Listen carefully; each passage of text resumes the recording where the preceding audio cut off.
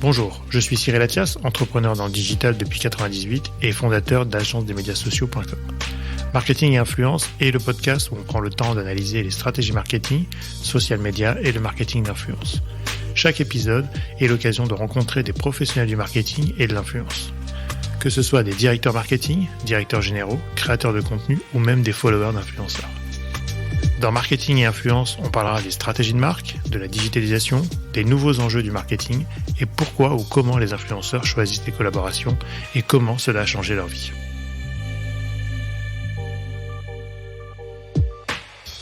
Aujourd'hui, on est vraiment des prescripteurs de tendance et notre voix est vraiment entendue. Donc ça, c'est le point positif. Le point négatif, c'est que je trouve qu'il y a toujours une course au volume, toujours une course au like, et certaines communautés sont pas valorisées à leur juste valeur, sont pas reconnues et certaines sont survalorisées. L'affiliation par an, c'est plusieurs centaines de milliers d'euros de chiffre d'affaires généré. Ce podcast vous est présenté par agence-des-médias-sociaux.com, l'atelier expert en social media et marketing d'influence. Bonjour, aujourd'hui j'ai le plaisir de recevoir Arnaud, dit Very Good Lord. Very Good Lord, c'est l'histoire d'un des premiers blogs masculins consacrés au style et à la mode. Arnaud revient sur son parcours, l'évolution du magazine, en passant aussi par l'horlogerie. Vous allez aussi découvrir son modèle économique qui ne repose pas essentiellement sur les collaborations Instagram. Bonjour Arnaud. Salut Cyril. Comment vas-tu Arnaud ? Écoute, ça va plutôt bien. Plutôt bien ? Très heureux que tu m'accueilles dans tes magnifiques bureaux. Écoute, merci d'être venu et d'avoir répondu présent. C'est toujours un plaisir de te voir. Arnaud, est-ce que tu peux nous raconter ton parcours en quelques minutes ? En quelques minutes, non, je peux le faire qu'en quelques heures, ça va être très compliqué. Pas de problème, tu sais que je suis très bavard. Hein, on a tout le temps. Eh bien, je m'appelle Arnaud Chanteloup et j'ai fondé un site qui s'appelle verygoodlord.com en 2012. Mon parcours, il a commencé il y a très longtemps. Je vais quand même pas revenir jusqu'à ma naissance. Hein. Tu peux commencer à l'adolescence. À l'adolescence, non, écoute, j'ai toujours été un adolescent très très curieux, très bricoleur, très un peu tout.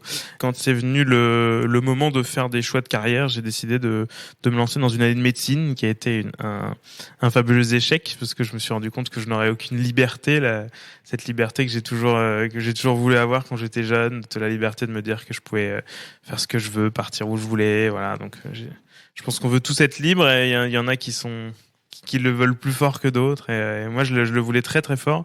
Et donc après cette année de médecine, je me suis dit que ce serait pas mal de faire droit. Enfin à la base je me suis dit tiens pourquoi pas faire architecte et puis j'ai jamais complété l'inscription. Après c'était droit parce que Mathilde, ma compagne de l'époque, qui est toujours ma compagne aujourd'hui et la mère de mon fils, tout va très bien, était déjà en droit et donc je lui ai dit je vais te rejoindre. Et je savais que le droit, ça pouvait mener à plein de choses, à des études d'économie, enfin bref, on pouvait faire école de commerce, des choses comme ça. Et ça s'est vérifié parce que dans mes amis, je retrouve plein de profils. Tu vois, j'ai déjeuné il y a pas longtemps avec Robin, qui est, alors je voudrais pas dire de bêtises, mais je crois qu'il est directeur commercial Europe de Ferrari. Beau métier. Je crois que c'est directeur commercial. Robin, tu me pardonneras si c'est pas ça, mais et tu vois, et on s'est croisés en droit. Donc le droit mène à tout. Tout ça pour dire que le droit mène un peu à tout. Et donc j'ai fait droit. J'étais un piètre élève en licence et j'ai été un très bon élève en master. J'ai fait un master de droit des affaires internationales à Tours et ça m'a permis de découvrir un peu c'était très très business.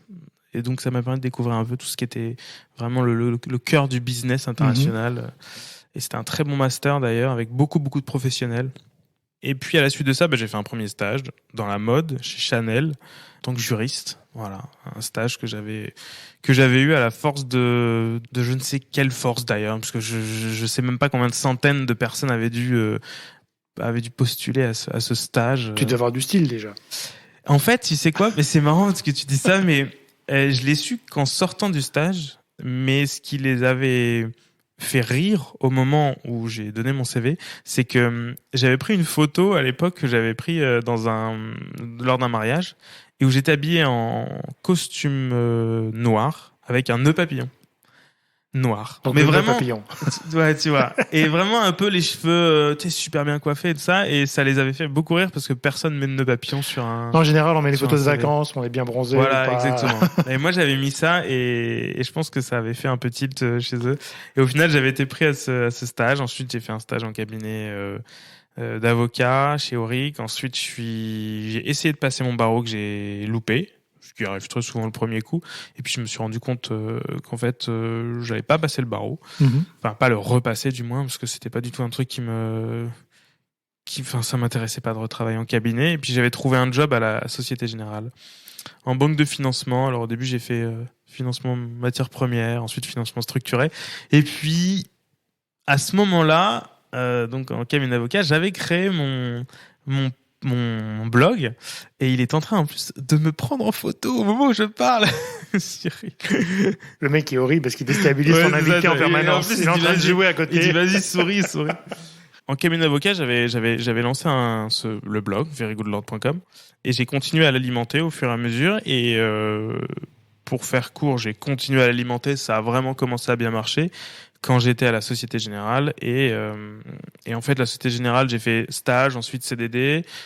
J'étais presque au CDI, je m'entendais très très bien avec toute l'équipe, je pense que ça aurait vraiment pu aller jusqu'au bout. Et là, t'as tout lâché. Et là, en fait, j'avais un boss à l'époque, enfin vraiment mon N+3 qui était assez décisionnaire dans tous les recrutements, qui s'appelle Eduardo et que je salue d'ailleurs.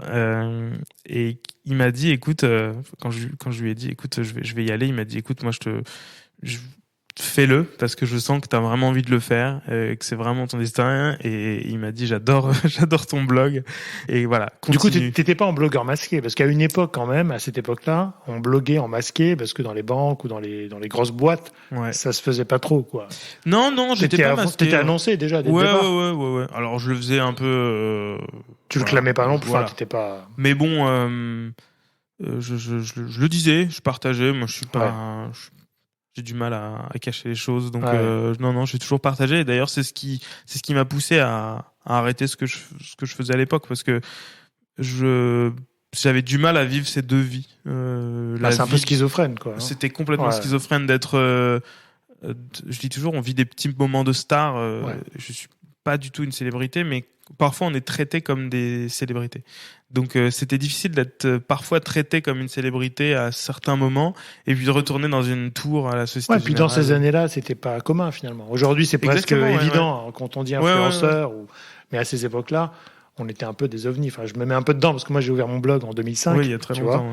2005, j'étais un ovni, mais vraiment, c'était qu'est-ce que c'est ? Pourquoi un blog ? Enfin, j'imagine que ça devait aussi à ton époque être dans ces thématiques-là. Quoi. Mais ça a été, en fait, c'est vrai que quand tu reviens sur la chronologie des choses, tout est allé très vite jusqu'à aujourd'hui, je trouve, parce qu'on parle de 2005, c'est à la fois très loin et très récent. Ouais. Mais de ce que toi tu as fait et tu as vécu en 2005, de ce que moi j'ai vécu en 2012, quasi 10 ans plus tard, t'imagines, c'est quand même 10 ans. Et ce qu'on vit aujourd'hui, 10 ans plus tard, après 2012. C'est les vies de chat qu'on a. C'est incroyable, l'évolution qu'il y a eu entre. Aujourd'hui, personne ne crée de blog. Enfin, tu vois, ça n'est pas. Et c'est quasiment. Il y a eu alors moi, j'ai toujours mon blog, je l'alimente, il marche très bien et il génère de revenus et tout va très bien.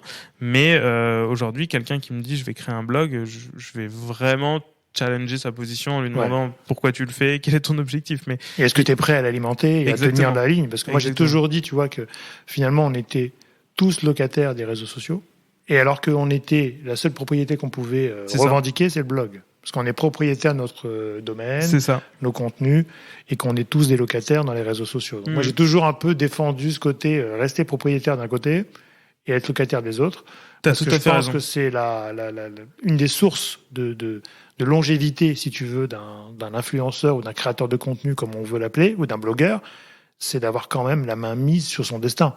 Demain, l'algorithme, il change. Si tu prends l'exemple, il suffit de se retourner et de regarder ce qui s'est passé aujourd'hui dans notre histoire proche. Sur Facebook, Facebook a connu gloire et décadence. Si je puis dire, si on peut dire qu'aujourd'hui, Non, mais c'est un peu la décadence. Ouais, mais en tout cas, c'est passé. Aujourd'hui, plus personne ne te dit je suis influenceur sur Facebook. Et Quoi. un des exemples, tu vois, les plus marquants, ça a été Vine à l'époque. Oui. Où on avait des Viners, donc ça c'était l'ancêtre des vidéos courtes à la TikTok peut-être, c'est ça. Où il y avait des Viners qui étaient des créateurs de contenu originaux sur cette plateforme. Et le jour où la plateforme a fermé, ils ont dû se réinventer, refaire une communauté ailleurs, ce qu'ils n'avaient pas prévu. Et là, pour le coup, c'est plus complexe, quoi. T'as ceux qui ont une vraie communauté très dense, très forte, très engagée. Eux peuvent se sauver. Ceux qui ont une communauté très large, eux peuvent se sauver aussi. Mais alors les autres, qui ont une communauté un peu molle, alors là, ils disparaissent. Ah ouais, c'est ça. Donc ça peut mais être un Snapchat est un peu pareil. Hein. Oui. Enfin, je veux dire. Moi, je pense que Snapchat, c'est un sujet de médias, un sujet de création de contenu, de médias, de magazines, de télévision, où on a de l'audience, etc. C'est des contenus éphémères faits par des gens qui sont, pour moi, pas influenceurs, mais qui sont des gens qui vont publier des moments de vie. Et c'est difficile, même pour une agence, tu vois, à vendre des campagnes sur Snapchat. C'est ça. Hein. Parce que on sait pas qui c'est, on sait pas vraiment l'audience, on connaît l'audience. Mais en fait, ce qui est intéressant, délicat, dans les autres médias, que ce soit, les autres médias sociaux, que ce soit Instagram ou Facebook ou TikTok, c'est qu'il y a quand même quelque chose qui reste. Alors même si les stories d'Instagram ne restent pas, les posts restent, et c'est vrai que il y a toujours ce côté un peu pérenne qui persiste. Oui, puis tu construis une image, un contenu. Et c'est vrai que les gens aujourd'hui vont suivre un influenceur aussi parce qu'ils ont un historique de ce qu'il a créé. Oui, c'est ça. Hein. Et pas forcément qu'un compte où il y a des vidéos courtes ou des snaps de 24 heures. Ça, qui sont difficiles pour des abonnés à se projeter. Enfin, on a du mal à se projeter. Tiens, je vais le suivre parce qu'il a du contenu intéressant. C'est toujours un peu complexe, sauf si on a un vrai positionnement humoriste ou des choses comme ça. Oui, ça si peut on est fonctionner. Pour telle chose. Mais c'est pas ouvert à tout le monde. Quoi. C'est clair. Et pourquoi Very Good Lord ? Comment ça t'est venu ? Écoute, c'est Mathilde, encore une fois, qui a trouvé ce nom. Mathilde, bravo. Mathilde, elle est un peu partout. Mais elle a... En fait, à la base, c'était plutôt le Lord anglais. Parce que c'est un site qui a été créé, c'était un site de conseil en mode masculine. Donc, et ça l'est toujours d'ailleurs aujourd'hui. C'est comment bien s'habiller, comment choisir son costume, comment choisir ses chaussures, et surtout axé sur la qualité des produits, sur comment trouver la coupe de son costume. C'était ça à l'époque, puisque moi, j'étais en cabinet d'avocat, en banque, donc dans des milieux où on était obligé de s'habiller vraiment de manière très élégante, très chic. Et donc, je trouvais ces petites adresses à Paris, je découvrais comme ça ces adresses, et j'avais envie de partager ce que je faisais et ce que je découvrais à l'époque. Au début, t'as une sensibilité pour le style, ou ça t'est venu en faisant, en écrivant ? Ça m'est venu en faisant, exactement, surtout en le faisant pour moi-même. Et dans ces cabinets d'avocats dans ce cabinet dans lequel j'ai travaillé chez Auric ou même chez Chanel, tu rencontres des gens qui sont relativement bien habillés, et tu te rends compte que ça a une vraie importance, que le vêtement a une véritable importance, surtout dans le milieu professionnel. Et donc, c'est comme ça que j'en suis venu à parler. Déjà, tu as commencé par le papillon chez Chanel. Donc déjà, tu t'es dit, tiens, ça a fait la différence. Ouais, mon style, c'est mon style. Exactement. et c'est vrai que après, chez Chanel, j'étais dans un univers très mode, mais bon, il n'y a pas de mode masculine chez Chanel, il n'y a que de la mode féminine et du... Non, mais c'est l'originalité, peut-être. Mais c'était... Et c'est comme ça que j'en suis venu à la base, j'étais pas du tout friand de fringues et tout ça. J'étais assez peu regardant là-dessus. Et puis c'est petit à petit en découvrant cet univers où je m'y suis intéressé et j'ai eu envie de partager. Et aujourd'hui, Very Good Lord, donc c'est essentiellement de la mode masculine encore, ou tu as élargi à d'autres thématiques ? Alors c'est mode masculine, beaucoup d'horlogerie. Oui. Parce que c'est une passion que j'ai depuis... Commune avec Nicolas. Avec Nicolas. Le petit Français. On a reçu il n'y a pas longtemps. Exactement, qui est passé ici. Mais l'horlogerie, c'est une véritable passion depuis que j'ai 17 ans. C'est quelque chose qui pour moi est un sublime milieu d'artisans, tu vois, d'artisanat, même dans l'histoire des marques, il y a de très beaux cas d'école là-dedans. Donc, et puis porter une belle montre, c'est très agréable. Donc voilà, c'est une passion que j'ai. Donc travailler avec ces marques-là, c'est ce que j'ai toujours voulu faire. Donc là, pour le coup, j'ai beaucoup orienté le média vers l'horlogerie. Il y a un peu de spiritueux aussi. Ouais. Parce que c'est toujours très agréable. Et... Oui, mais ça fait partie du look, un peu du lord. Et en fait, voilà, exactement. T'es parti du lord et t'as travaillé un petit peu autour. Exactement. En fait, c'est la panoplie de l'homme élégant. Voilà. Peut-être la voiture aussi, je pense. Exactement. Un peu d'automobile, mais c'est surtout mode horlogerie qui drive et des conseils. Donc, des conseils. J'ai un blog, j'ai un site où il y a du rédactionnel. Les gens viennent parce qu'on me connaît. Oui. Dans une faible proportion, surtout parce qu'ils me trouvent sur Google. Donc ouais, Google, c'est un moteur de recherche du trafic, et voilà, et on donne une réponse à une question. Ouais. Et ça peut aller de la question la plus basique de comment laver un pull ou comment repasser une chemise. Comment s'habiller pour un mariage. Voilà, exactement. Ouais. Comment s'habiller pour un mariage, les meilleures marques de costumes, les meilleures marques de chaussures, les meilleures. Je fais aussi beaucoup de classements, ce qui marche très bien, avec des marques qui me sont chères, avec des marques qui sont vraiment triées sur le volet et qui ont des raisons d'être dans ces classements. C'est pas uniquement parce que il y a de l'affiliation ou parce que c'est les plus grosses marques ou parce que je suis payé. Non, c'est vraiment parce que il y a vraiment des petites marques. Qui m'appellent, ouais. Et du coup, aujourd'hui, tu travailles tes contenus en fonction de tes propres goûts, tes propres choix, ou c'est un mélange de ça, plus de marques qui viennent te chercher ou qui te proposent des sujets Ouais, c'est un vrai mélange des deux. Je sélectionne vraiment de manière drastique les gens avec qui je travaille. Hein, ça va sans dire. Je fais en sorte d'uniquement garder ceux qui me plaisent. J'ai la chance de pouvoir le faire. Hein, ça, c'est aussi... c'est une chance. Hein. C'est un choix. Uniquement garder les marques après avoir testé leurs produits. Mais ça, c'est aussi super important. Quand une marque vient me voir et me dit voilà, je voudrais travailler avec toi. J'aimerais qu'on fasse ça. Moi, je leur dis toujours vous m'envoyez un produit. Quel est votre objectif déjà? Ça, c'est une des premières questions. Et deux, envoyez-moi vos produits, si je ne les connais pas déjà, que je puisse les tester et les approuver ou et les valider. Les valider. Et ça m'est arrivé de faire des tests et de dire non. C'est plutôt bien, je trouve. Ouais. C'est important. Hein. C'est ta réputation, c'est ton conseil. Et puis j'imagine que si t'aimes pas les produits, tu vas mal en parler aussi. Quoi. Exactement. Donc, si t'aimes le produit, je dirais pas que si t'aimes pas, t'en parles mal, parce que moi, si j'aime pas, j'en parle pas en général. Non, mais tu sais pas bien en parler. Exactement, mais tu vas te forcer. Quoi. On va pas te forcer. Mais par contre, si j'aime, là, j'en parle bien. Ouais. Et en général, aujourd'hui, donc sur le blog, donc j'imagine que ça te prend du temps. Parce que c'est vrai qu'on est devenu de plus en plus feignant avec les réseaux sociaux, parce qu'à l'époque on écrivait, on faisait les photos, on mettait en page. Et en fait, c'est là où il y a une vraie évolution dans les. Ouais, c'est fou. C'est qu'en fait, avant, quand tu devais créer un blog, il fallait avoir une petite compétence technique minimum. Il fallait avoir son hébergement, monter son WordPress, etc. Bon, il y avait des solutions blogueurs, toutes Blogspot, etc. Et puis ensuite, après, il y a eu Instagram, mais fallait quand même faire de jolies photos. Bah oui. Tu vois, il faut savoir faire des photos, il faut savoir faire des jolies vidéos, parce qu'Instagram, il y a quand même un côté très esthétique, très esthète, mine de rien. Et maintenant, il y a TikTok, où là, l'esthétique n'a plus vraiment d'importance. Il faut être créatif. Il faut juste être créatif, voilà. Et on peut le faire dans son salon avec téléphone, ça suffit. Ta mère qui passe derrière. Et ça peut être mieux d'ailleurs. Et ça peut même limite être plus drôle, c'est ça.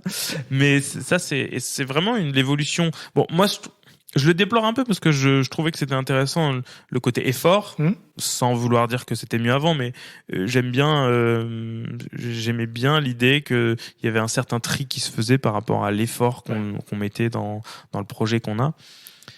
Après, voilà. Et aujourd'hui, tu fais donc sur Very Good Lord aujourd'hui. Ouais. Tu as des contributeurs, tu as des photographes. Comment t'es organisé aujourd'hui? Parce que j'imagine que c'est une production de contenu importante. Qu'il faut alimenter en permanence parce qu'il faut pas s'arrêter. C'est ça. Comment tu gères tout ça aujourd'hui? Eh ben, je suis donc moi on est deux. J'ai un salarié, Sylvain, que j'ai recruté en février de cette année. Donc c'est tout récent. Donc c'est tout récent. Et j'ai eu beaucoup de freelance au cours des dernières années, mais là j'ai senti le besoin et surtout l'envie d'avoir quelqu'un avec qui travailler au quotidien sur des projets et sur des rédactionnels.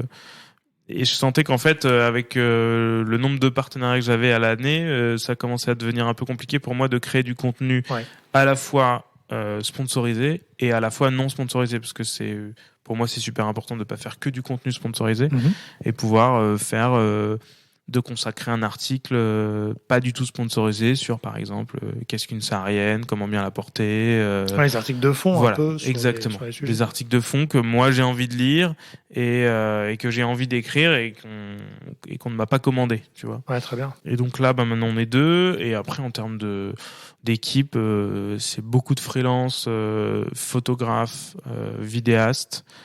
Et enfin, je dis beaucoup, je les prends beaucoup de fois, mais en gros, je travaille toujours avec les mêmes personnes. Oui, toujours les mêmes, d'accord. Ouais, toujours les mêmes. Et franchement, j'ai des gens avec qui j'ai confiance, en qui j'ai confiance et avec qui je travaille très très bien.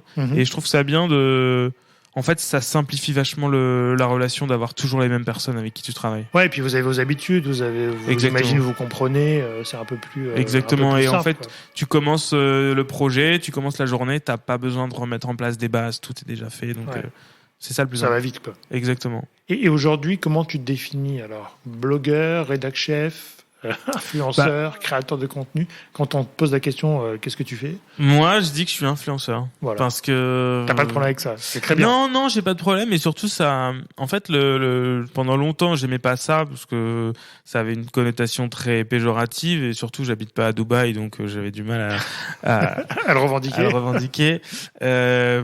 Mais non, je suis influenceur parce que les gens connaissent ce mot aujourd'hui. Donc, quand je vais voir, ça résume pas mal de choses finalement. Et je l'ai vu, et c'est marrant la vitesse à laquelle ce mot s'est propagé dans la société.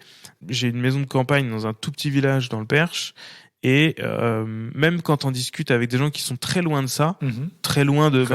tu vois, si je dis créateur de contenu ou des choses comme ça va peut-être un peu moins parler, alors que tu dis influenceur, bah tout de suite, voilà. Mais je crois que la télé a vachement aidé à démocratiser. Je pense, ouais. Il faut se dire les choses, c'est-à-dire qu'il n'y a pas un sujet télé, que ce soit 50 minutes inside ou même des reportages sur les influenceurs, où on dit les influenceurs font que, plus la télé-réalité qui a quand même bien cristallisé ce mot. La télé-réalité. Je pense influenceur dans tous les sens du terme. Après, je pense que beaucoup de gens conçoivent l'influence et perçoivent l'influence comme des gens de télé-réalité. Moi, je dis toujours, tu vois, pour moi, la télé-réalité, ce sont des gens populaires. C'est-à-dire qui sont passés à la télé et qui ont créé une popularité, et des fois très légitime, et qui ont réussi à engranger des abonnés qui les ont vus à la télé. Ouais, c'est ça, oui. Alors que je trouve que les influenceurs, créateurs de contenu, comme toi ou Nicolas ou d'autres qu'on peut connaître, sont des gens qui ont créé leur communauté sur les réseaux sociaux sans forcément passer à la télé, et ce qui évidemment explique aussi la différence de chiffres. Oui, aussi. Et en même temps, le choix d'avoir des vraies communautés qui vous suivent pour ce que vous faites. Pas parce que vous êtes populaire. Exactement, on a des communautés, je dirais, positives. T'as déjà eu, toi, non? T'as jamais eu trop de bad buzz ou des choses comme ça? Non, pas du tout. Puis je m'en préserve. Enfin, bien sûr. Du moins, je suis assez consensuel sur ce que je dis, sur ce dont je parle. Je suis pas parfait, loin de là, mais j'essaye de faire attention à ce que je fais. Je parle pas de politique, par exemple. Je parle rarement de sujets controversés, je parle rarement d'écologie, etc. Même si j'ai au quotidien énormément de cas de conscience ou même de critiques sur, par exemple, une marque d'automobile qui t'invite dans le sud en avion alors que tu peux très bien y aller en TGV, tu vois. Et ça, c'est des choses, tu vois, que je partage avec les agences en disant mais pourquoi par exemple, une fois j'ai refusé un voyage à Moscou pour aller boire de la vodka, c'était une soirée, tu vois. Juste me faire aller à Moscou pour une soirée, c'était un peu c'est un peu court. C'était un peu ridicule, quoi. On peut très bien déguster la vodka. T'as réussi quand même à constituer une communauté qui fédère autour du style.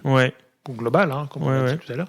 Tout ce qui est automobile, justement, c'est des sujets que tu développes un peu, quand même. C'est ce que je développe un peu, c'est ce que je vais essayer de développer au cours des prochaines années. Ouais. Parce que c'est un milieu qui me passionne. Ça aussi, ça va sans dire. J'ai fait un peu de compète automobile quand j'étais plus jeune, en karting. J'ai toujours été passionné d'automobile depuis tout petit. J'ai grandi dans l'Inclinatoire du Mans, dans le Manicourt, etc. Donc c'est vraiment une passion depuis... Dur de pas passer à côté, du coup. Ouais. Donc là, t'es plutôt dans l'automobile rétro ou course ou grand tourisme? Écoute, j'aime un peu tout. Après, je suis pas. Je trouve que dans les généralistes, il y a déjà beaucoup de monde et j'ai pas un énorme apport. J'ai rien à apporter sur je sais pas l'essai d'une Clio. Tu vois, un peu. Enfin. C'est pas trop ma cam et je dirais que je suis pas sûr que les gens qui me suivent soient très intéressés. Je dirais que voilà, enfin, ça correspond pas à la ligne éditoriale de Very Good Lord, tu vois.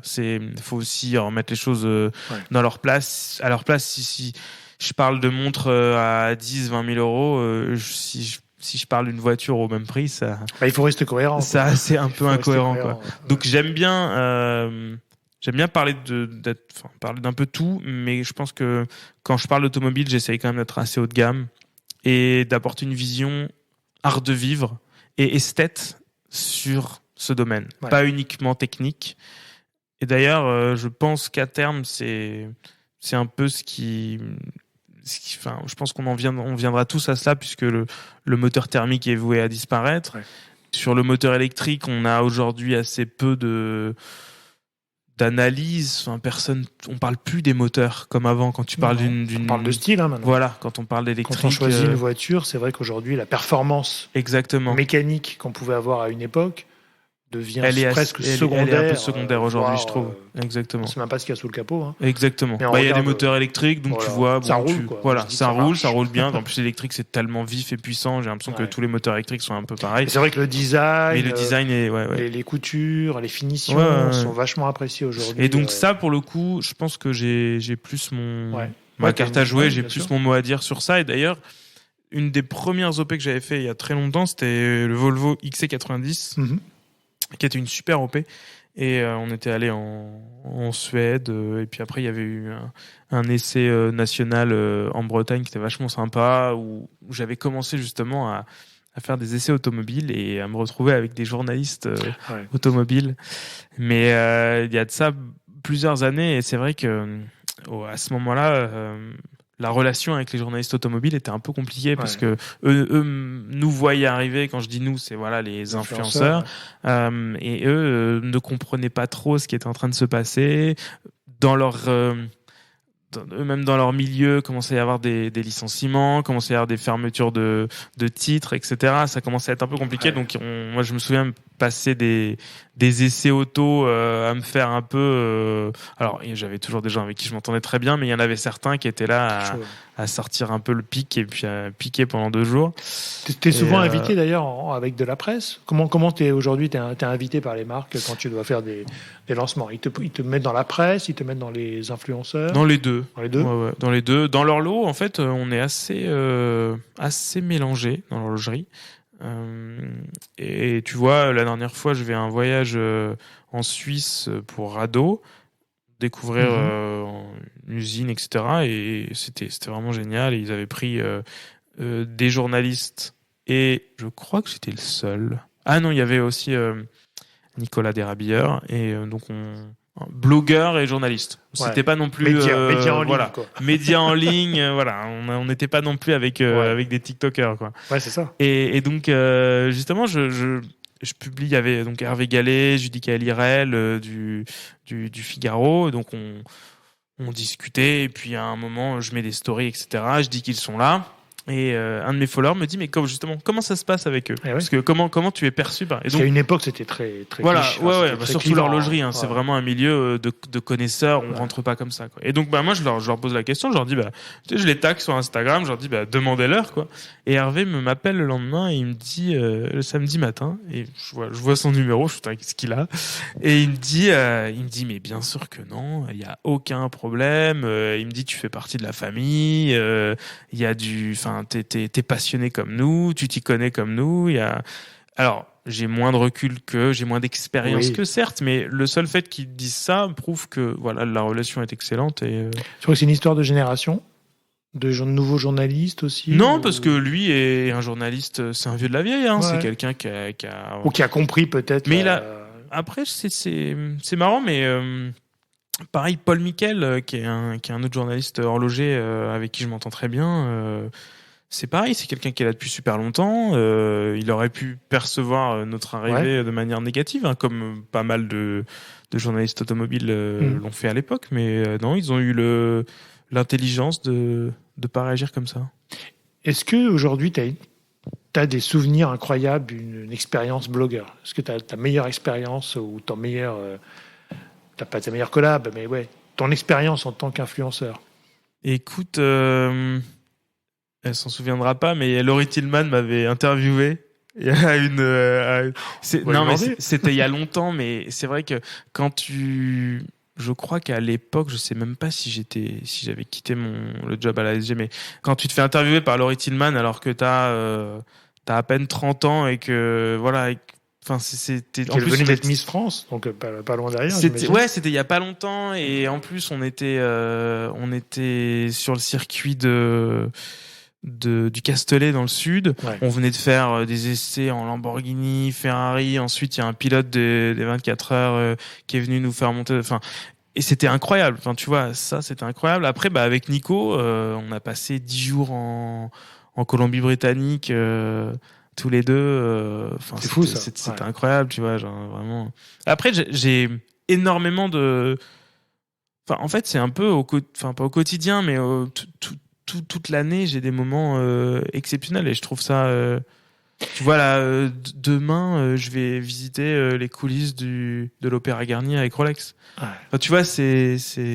Ouais, c'est ça. Ça t'a ouvert des portes quand même inaccessibles pour le grand public et sur lesquelles tu peux vivre une émotion, une expérience intéressante. Ça m'a fait rencontrer des gens que j'aurais jamais rencontrés. Ça m'a fait vivre des choses quand j'ai fait du bateau pendant.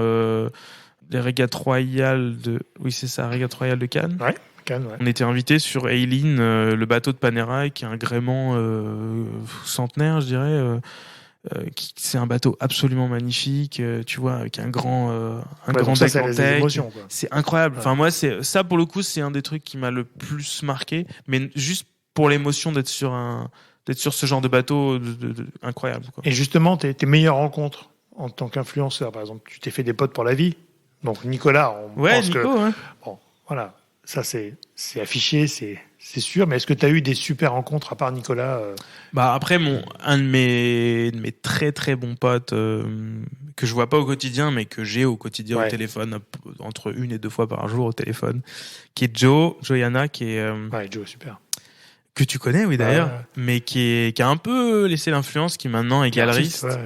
Franchement, ça marche super bien pour lui. Tu vois, je l'ai au téléphone tout à l'heure. Il a fini, il a fait une expo à Paris là avec 2 artistes à lui, et ils ont fait sold out sur toutes les œuvres. C'est incroyable, quoi. Et il me disait, j'ai fait en un show 3 fois ce que je pensais faire en un an avant, quoi. Tu vois. Et enfin, ça marche vraiment super bien pour lui. Et c'est un gars que j'ai rencontré à Lisbonne, en OP, Bacardi. On se connaissait pas, on dîne côte à côte, le film passe bien, et ensuite on part en soirée Bacardi. On était plutôt bien abreuvés, et à un moment, on va pour rentrer à l'hôtel, et il me dit « je suis complètement ivre » et tout ça. Et je vois qu'il est complètement ivre. Cette histoire, je l'ai jamais racontée, tu vois. Et donc en fait, je l'ai racontée à des gens, mais jamais publiquement. Joe, tu me pardonneras. Et en fait, ça peut arriver, Joe, c'est pas grave. Ça peut arriver. Et je le connaissais pas, ce gars, tu vois. On venait de se rencontrer il y a genre, forcément, t'as accéléré. Il y a 10 heures, tu vois. Ouais. Et il était complètement ivre. Je le ramène dans sa chambre, et il pouvait pas rester tout seul. Il était complètement hystérique. Il disait non, je vais mourir et tout ça. Il était complètement ivre. Et en plus, c'est quelqu'un qui ne boit pas, tu vois. Et donc, je lui fais sa valise. Et le lendemain matin, je le mets dans l'avion. Je le mets dans le taxi qui l'emmène à l'avion, tu vois. Et il m'appelle en rentrant à Marseille. Frérot, mais genre, je t'en dois une avis, en fait. Parce que là, tu m'as sauvé la vie, quoi, tu vois. Genre là, sinon, ça aurait été une catastrophe. Et puis la fille de Bacardi, à l'époque, en plus, je l'avais appelée, elle s'en foutait complètement. Elle me disait, mais vous débrouillez. Elle croyait qu'on était potes. Donc elle disait, mais non, mais débrouillez-vous, vous bourrez la gueule, vous démerdez. Je me dis, mais moi, je le connais pas, ce gars. Moi, je vous ai juste invité, hein. C'est exactement, tout ce que j'ai fait, quoi. Et donc, et c'est resté, et voilà. Et Joe, c'est vraiment un gars que, je te jure, je l'ai au téléphone entre 1 et 2 fois par jour, hein. Ouais, donc des rencontres, moi je trouve que c'est des rencontres accélérées, quoi. Le temps passe tellement vite. Oui, c'est ça. Hein. Puis vous voyez sur 2-3 OP, vous êtes obligé de vous entendre quelque part, de vous redécouvrir. Ou pas. Ça arrive aussi. Non, mais c'est vrai qu'imagine, enfin, si tu m'écoutes parler là, t'imagines que tu pars en voyage 3 jours avec quelqu'un, non-stop, et tu vas vivre un truc génial, je sais pas, faire dans un hôtel incroyable, je sais pas, faire du bateau, faire de l'avion, faire, tu vois, la dernière fois on est parti, on a fait de l'avion électrique, et ça crée des liens avec la personne avec qui tu es au moment T. Nous, c'est vrai que tu vois, nous en tant qu'agence, quand on fait des voyages influenceurs pour des marques qu'on a pu organiser, pour nous c'est vachement important de vous connaître. Et de matcher les personnalités en se disant là, on a un casting d'enfer, non pas parce qu'ils sont populaires ou ce que tu veux, mais parce que les gens s'entendent bien, et parce que on est sûr que ça va marcher entre eux, quoi. Et je sais qu'on a fait plein d'OP où on a créé des amitiés entre eux, tu vois, pour la vie, quoi. C'est ça. On a même marié des gens presque. Je te jure, on est mariés des fois. Mais c'est ça qui est intéressant, je trouve, parce que c'est aussi les rencontres que tu peux créer pendant un voyage sur des fois des mêmes passions ou des passions communes ou des passions complémentaires. Et qui vont faire que vous restez en contact, quoi. Mais Nico, on n'était pas très très proches on était proches, mais vous croisiez souvent. On se croisait et puis on s'entendait super bien au moment en fait où il m'a parce que c'était lui qui avait ce voyage en British Columbia, donc en gros c'est Canada, tout à l'ouest, Vancouver. Et en fait il y avait Nico Simoes qui devait aller avec lui. Et Nico s'était fait opérer du pied à l'époque, il avait un truc au pied. Et Nico, qui est un autre de mes potes, très très bon pote, qui a acheté une maison d'ailleurs à 20 minutes de la mienne, pas loin. Et donc en fait, Nico a pas pu venir, Nico Simos a pas pu venir, et Nico me dit, Nico le petit français, me dit, bah écoute, est-ce que tu veux venir, quoi. Et c'est vrai que c'est un moment un peu... charnière dans notre amitié, si je puis dire, parce que partir 10 jours avec quelqu'un, avec qui tu fais ça, même avec mes potes, tu vois, aujourd'hui, je suis jamais parti 10 jours en vacances, pas depuis longtemps, surtout que maintenant qu'on a des enfants et tout, c'est plus compliqué, mais c'est compliqué de partir, de trouver 10 jours pour partir avec Nous, c'est vrai, tu vois, on avait fait une opération pour Mini, on avait fait Countryman Stories, c'était superbe, qui était 10 jours entre Biarritz et Lisbonne et Comporta. Où on passait, en fait, c'était un genre de braquage à l'italienne dans les Alpes, dans le désert des Bardenas. Tu sais que c'est toujours une OPEC que je garde un peu en benchmark. Regarde, moi, tu vois, j'ai des photos. C'est un de mes meilleurs souvenirs d'agence, presque, parce qu'on a vécu une aventure humaine avec Simoes, avec Stéphane Tisseur, et des créateurs de contenu comme Platou, tu vois, qui était un photographe de Biarritz, qu'on connaissait pas, et on s'est dit, bon, en tant qu'agence, on a une responsabilité que ça se passe bien, et que le casting qu'on fasse match. Et là, il y en avait plein qui ne s'étaient pas rencontrés. Mais au bout des 3 jours, mais ils étaient potes pour la vie. Nous, on était un peu soulagés, je te l'accorde, mais on a vécu en même temps une émotion intense parce qu'on était sur la route, quoi. Et ça, je trouve que les voyages dans ces opérations-là sont hyper importants. C'est pas, t'es pas toujours payé quand tu fais ces voyages-là. Ah non, on payait pas. Voilà, et donc il faut quand même que ce soit expérientiel et que ce soit agréable et que tu puisses en tirer du contenu pour toi et aussi. Et chacun puisse y trouver sa facette du voyage, quoi. Rencontrer des gens sympas, quoi. Ouais, c'est ça. Et comment aujourd'hui tu vois la scène influenceur entre les agences, entre les marques, entre les TikTokers, justement? Est-ce que tu trouves que c'est intéressant comme scène? Enfin, qu'est-ce que tu en penses? C'est à la fois intéressant et à la fois un peu déplorable sur certains points. Je trouve que ce qui est très intéressant, c'est que on se professionnalise, bien sûr. On est beaucoup plus pris au sérieux. On est là, ce qu'on peut dire est beaucoup plus entendu. Et j'ai construit des vraies belles relations avec plein de marques. Et ça, c'est super. Et on reconnaît la valeur du travail qu'on fournit aujourd'hui. On n'est pas juste les gars qui sommes juste là pour juste faire être fun, tu vois. Bon, ils font un truc sur Instagram, tu sais, c'est comme ça. Oui, vous faites des photos, quoi, tu vois. Non, c'est plus ça. Aujourd'hui, on est vraiment des prescripteurs de tendance, quoi, et notre voix est vraiment entendue. Donc ça, c'est le point positif. Le point négatif, c'est que je trouve qu'il y a toujours une course au volume, toujours une course au like, et certaines communautés sont pas valorisées à leur juste valeur, sont pas reconnues et certaines sont survalorisées. Et je trouve ça un peu déplorable qu'après plusieurs décennies d'influence, puisque maintenant on peut dire que, disons, les premiers ont commencé autour de 2000, quoi. Donc on est quand même quasiment à plus de 20 ans. Et on n'est toujours pas compris le sens de la qualité d'une communauté versus le volume. Donc, et ça, c'est un peu déplorable. Et tu vois, j'en discutais avec un de mes potes qui a un blog qui s'appelle Boracification, Boris.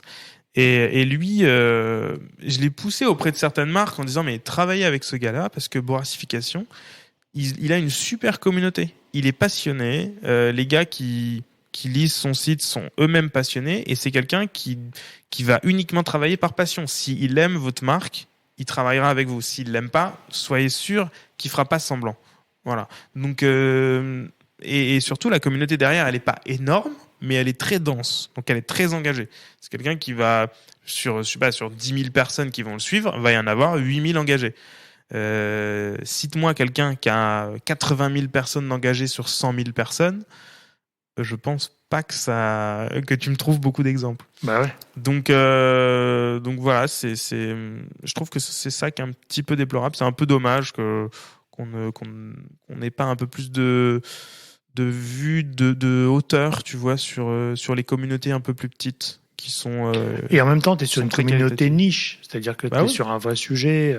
Donc normalement, les marques qui viennent te voir savent que tes prescripteurs sur leur sujet, sur leur marque. Ouais, mais je pense que ces marques ont un peu peur parfois de travailler avec des gens ou un peu avec des gens qui ont des petites communautés ou ont un peu peur pour leur image aussi, parce qu'elles vont se dire, si j'associe mon image à, voilà, exactement, c'est pas si waouh. Est-ce que mon client, quand il va voir que j'ai travaillé avec ce petit machin là-bas, est-ce que ça va lui donner l'effet waouh escompté de, non, j'ai travaillé avec quelqu'un qui a 300 000, 500 000 abonnés. Ouais.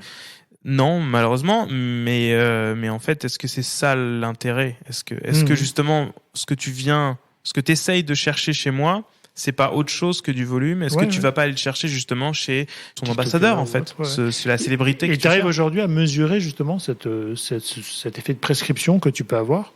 Je fais de l'affiliation, donc ça peut leur parler du coup. Ouais. Enfin, ça te parle. Aussi, ça peut leur parler, mais c'est assez dur de le faire valoir. Si j'ai des chiffres de l'affiliation par an, c'est plusieurs centaines de milliers d'euros de chiffre d'affaires généré.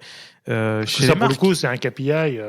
C'est colossal. Bien, colossal. Non, mais même en montre, j'ai des sites avec lesquels je travaille qui sont où c'est plusieurs centaines de milliers d'euros. C'est tracé. J'ai des chiffres, j'ai des stats, Et ça, tu le mets en avant, j'imagine. Enfin, tu le mets en avant, mais les marques le comprennent pas forcément. Et tu crois que c'est une histoire de jeunesse ou une histoire de compréhension du Non, c'est parce qu'en fait, je pense que la force de l'image surpasse le KPI, comme tu dis, le chiffre, en fait. Et l'image va être plus importante pour eux que le chiffre. Et surtout, tu sais, les marques avec lesquelles je travaille le mieux, tu sais lesquelles c'est celles où le dirigeant, il est au plus proche du marketing. Parce qu'en fait, il est au plus proche même de la vente. Les marques avec lesquelles je travaille, c'est des gens qui sont parfois en boutique. Tu vois, donc c'est des marques commerçantes. Non, mais ça peut être des grosses marques. Mais il faut que le dirigeant, il soit de temps en temps en boutique. Il faut qu'il passe en boutique. Parce que c'est là où il va voir ce qui se passe. Il va voir le gars qui rentre. Il va lui demander, tu vois, une fois, où il va être très très proche de ses équipes commerciales. Il va dire, oui, mais son équipe commerciale, qu'est-ce qu'elle a fait remonter? Qui a fait venir la personne? Et ça, tu arrives à le tracer, toi, avec ton affiliation? J'arrive à le tracer avec l'affiliation, mais surtout, eux arrivent à le tracer en disant, bonjour, où est-ce que vous nous avez connus? Quand les gens arrivent avec une photo de moi, c'est quand même assez révélateur, tu vois. C'est fou. Ou je veux voir ce montre. Exactement. Mais je le dis, je peux le dire pareil, du Point ou du Figaro, enfin, tu vois, il y a des gens qui arrivent avec un bout de journal déchiré, tu vois. C'est pareil, c'est la même chose. Mais c'est juste, il y a une vraie déconnexion des équipes qui est un peu triste, de l'équipe commerciale et l'équipe marketing.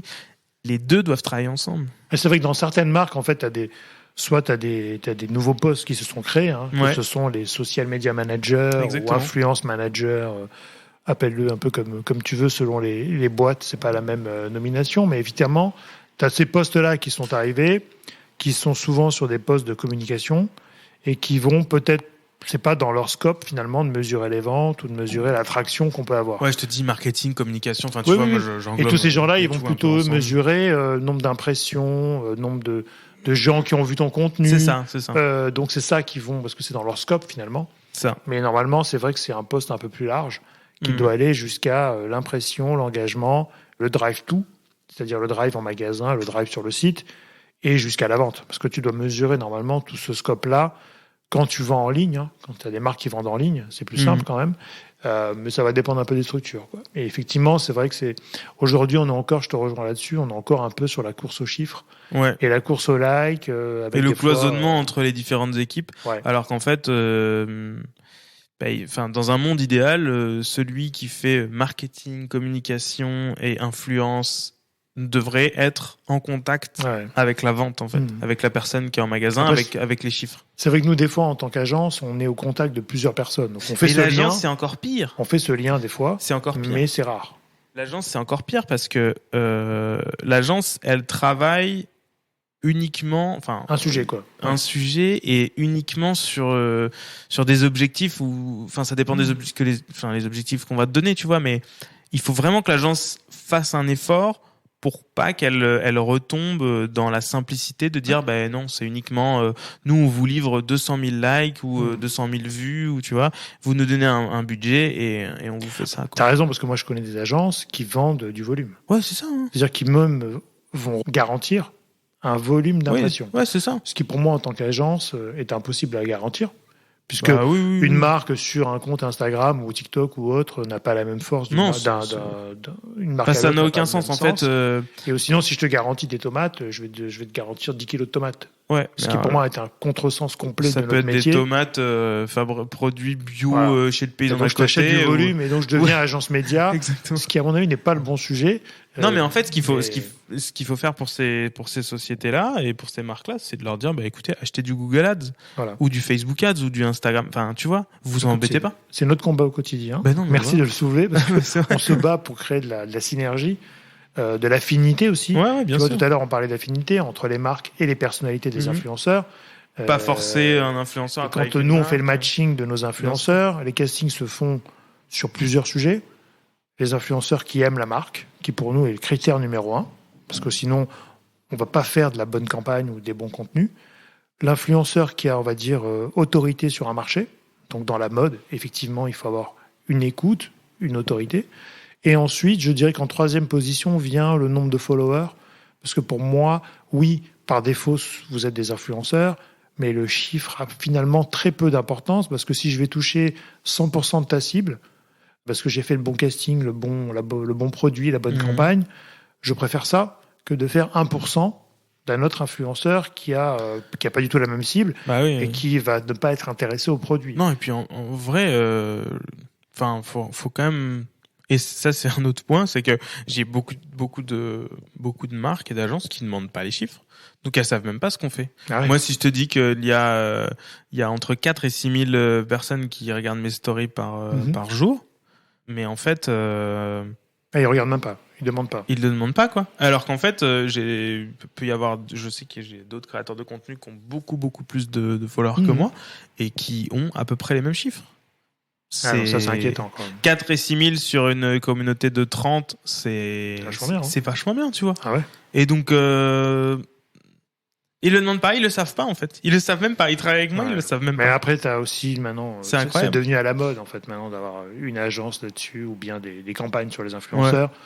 Je trouve qu'on arrive un peu à un effet pervers du sujet, c'est-à-dire que maintenant il faut en faire pour en faire. Ouais, c'est ça. Moi, je pose la question aux marques, pourquoi vous voulez travailler avec les influenceurs ? On m'a dit qu'il fallait. Tout le monde faut le faire, c'est ça. Je lui dis, revenez quand vous savez pourquoi. Parce que, franchement, mais moi, c'est ce que je dis aux marques. Gardez votre argent, mais faites autre chose. Faites du Facebook, faites une jolie campagne. Franchement, ça peut marcher. Et puis, prenez une agence. C'est pas une obligation, encore une fois. Prenez une agence qui vous fait une jolie campagne un peu disruptive, comme on dit, avec un danseur, avec je sais rien, qui met en scène votre produit. Et voilà, quoi. Bon, on est d'accord. C'est cool. Mais comment tu te projettes dans 5 ans ? Alors, on va dire 5-10 ans. Est-ce que tu arrives à te projeter ou tu... Écoute, je pense que il y aura beaucoup de changements, ça c'est sûr. Je pense que en tout cas pour moi, ça c'est sûr.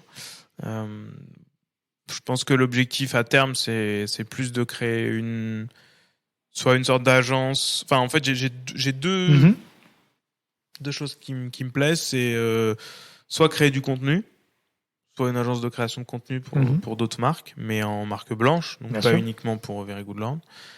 Voilà, bon, à voir s'il y a vraiment un besoin, mais en tout cas, c'est quelque chose qui me plaît. Ouais. Ouais, je pense que sur le visuel, c'est des choses sur lesquelles je suis assez compétent. Et soit continuer la marque que j'avais commencé à créer, qui s'appelle Studio VGL, et qui faisait quelques bijoux, donc bracelets et bagues, qui est aussi une autre passion, que je porte, tu vois, ici.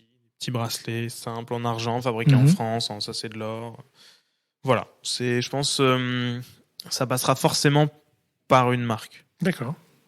Ouais, c'est plutôt logique par rapport à ce que tu fais et ce que tu as fait avant. Bah ouais, j'aime beaucoup. Enfin, le média continuera à vivre, c'est sûr et certain. J'ai aucune envie d'arrêter. Même si je pouvais amplifier, si je pouvais avoir 10 rédacteurs qu'on couvre tous les sujets qui me plaisent, ce serait génial. Faire plus de spiritueux, plus d'automobiles. Ouais, ou créer un média du coup. Plus de mode. Un vrai média au sens. Bah oui, avoir vraiment, tu vois, parler d'actualité, etc. Ouais, vraiment, ce que je fais pas aujourd'hui, c'est plus des sujets froids, je dirais, que des sujets chauds, quoi. Ouais. Mais faire ça, mais toujours garder le média et pourquoi pas même le passer un peu sur du print, tu vois, avoir un peu de papier. Très bien. Je note. On attend. Il faut le faire. Faut pas attendre. Non, c'est clair. Il faut y aller. Est-ce que tu aurais un conseil à donner aujourd'hui à un jeune influenceur qui débute, si tu devais, avec ton expérience, etc. Qu'est-ce que tu pourrais lui conseiller ? D'être passionné. Ouais. C'est tout ce que. Prends une passion, aussi niche qu'elle soit, creuse-la. Voilà. Si ta passion, c'est les casquettes, tu vois, je vois une casquette, j'en ai une sur la tête. Ou si c'est les petites figurines comme il y a dans ton... prends cette passion et trouve un axe et partage. Vas-y, quoi. Voilà, partage. Et partage authentique. Super. Est-ce que tu aurais un livre de référence à nous recommander ? Ou une de tes lectures favorites ? L'éloge de rien. Très bien. Qui vit content de rien possède de toutes choses. Voilà, d'un auteur qui a été pendant longtemps anonyme, qui avait été récemment identifié, mais bon, acheter l'éloge de rien, c'est un tout petit livre, ça fait 30 pages, quoi, mais c'est magnifique. On note. Et est-ce que tu aurais une personne à me recommander pour le podcast, le prochain invité ? Écoute, j'ai rencontré là c'est vraiment chaud là pour le coup. J'ai rencontré Guillaume Dossin de Brope. Je sais pas si ça te parle. Non, mais je vais regarder. Ouais, c'est un magazine papier. Et donc Guillaume, il a eu une agence de pub. Il a eu aujourd'hui, il a un magazine papier qui parle d'automobile. Qui s'appelle Brope. Et j'ai rencontré ce gars on a passé une journée dans une voiture tous les deux, tu vois, quand tu faisais les voyages. Donc ça crée des liens. Où il m'a interviewé, c'était pour le Tour Auto avec AMV et Peter Auto. Et donc on a passé une journée ensemble, vraiment incroyable. Ce gars est très très sympathique. Et Guillaume, je pense que tu serais un très bon invité. Guillaume, l'invitation est lancée, donc. Guillaume Dossin, voilà. Mais je te donnerai On va tout faire pour l'avoir. Je te mettrai en relation avec lui. Ouais, plaisir, c'est sympa. En plus, c'est des mecs intéressants, tu vois. Moi, c'est ce que je recherche. C'est un très bon client. Et puis, il a une bonne personnalité, quoi. Il a une très bonne. Il parle très bien. Enfin, je pense qu'il a plein de choses à raconter. Et, génial. Et on a beaucoup discuté, en tout cas. Super. Bah, écoute, merci beaucoup. On arrive à la fin de cet entretien, très riche et très instructif. Écoute, on a une petite 50 minutes. Voilà. Je sais même pas comment on a réussi à faire rentrer ça. C'est trop court, je sais. On fera un deuxième épisode. Ouais, c'est ça. Merci beaucoup. À très vite. Merci, ciao. Merci à toutes et à tous d'avoir écouté cet épisode. J'espère que l'émission vous a plu, inspiré ou diverti. Si c'est le cas, n'hésitez pas à le partager avec vos proches, votre réseau, laisser un commentaire et mettre une note sur les plateformes d'écoute. Vous pouvez me contacter sur LinkedIn en tapant Cyril Athias ou m'envoyer un message sur podcast@marketinginfluence.fr. À bientôt.